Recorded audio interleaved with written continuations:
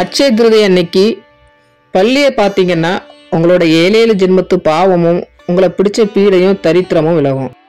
அட்சய திருதி அன்று உங்கள் வீட்டு மூளை முடுக்குகளில் ஒளிந்திருக்கிற பள்ளியை எப்பாடுபட்டாவது ஒரு தடவையாவது பார்த்தா போதும், 7 ஜென்மத்து பாவத்தையும் தீர்த்திடலாம். நம்ம வீட்டில் அங்கும் இங்குமா உலாவிக்கிட்டு இருக்க இந்த ஜீவராசி இன்னைக்கு காலையிலேருந்து உங்களுடைய கண்ணில் பட்டுச்சா, நிச்சயமாக உங்களால் இந்த ஜீவராசியை இன்னைக்கு காலையிலேருந்து பார்த்துருக்க முடியாது. அப்படியே நீங்கள் பார்த்துருந்தீங்கன்னா அது ரொம்ப நல்லது. நம்மளோட வீட்டில் மூளை முடுக்கல்ல ஒளிந்து கொண்டு சத்தம் எழுப்பும் பள்ளிக்கும் அக்ஷய திருதிக்கும் அப்படி என்ன சம்பந்தம் இருக்குது? ஒரு சுவாரஸ்யமான தகவலை இந்த நல்ல நாளில் நம்ம தெரிஞ்சுக்கலாம். சித்திரை மாத வளர்பிறை திதியை தான் அட்சய திருதியாக நம்ம கொண்டாடுறோம்.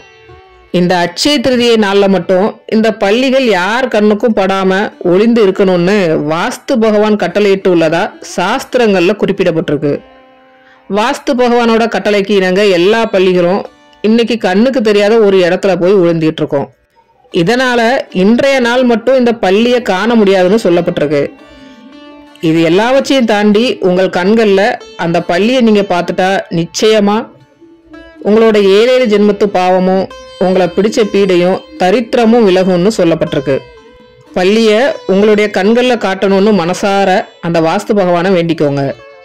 நாம் செஞ்ச பாவத்துக்கான தண்டனை குறையணும்னு இறைவனை மனதார வேண்டிக்கிட்டு இன்றைய தினம் பள்ளியை தரிசனம் செஞ்சு பாருங்க. அந்த பள்ளியை பார்த்த உடனே தலை வணங்கி ஒரு நமஸ்காரம் செய்யுங்க, அதுவே போதும். நம்மோட வீட்டில் மகாலட்சுமி கடாட்சம் நிலைத்திருக்க, நம்மை பிடித்த பீடை விலக ஒரு அற்புதமான சுலபமான தகவலை இன்னைக்கு நாம தெரிஞ்சுக்கிட்டோம். இதுவே ஒரு பெரிய பாக்கியம். அதுக்கு கடவுளுக்கு நாம நன்றி சொல்லுவோம். இந்த அற்புதமான ஆன்மீக தகவல் உங்களுக்கு பிடிச்சிருந்தா லைக் பண்ணுங்க. இன்னைக்கு யாராவது பள்ளியை பார்த்தீங்கன்னா கமெண்ட்ல சொல்லுங்க. இதுவரை இந்த சேனலை சப்ஸ்கிரைப் பண்ணலன்னா மறக்காம சப்ஸ்கிரைப் பண்ணுங்க. நன்றி.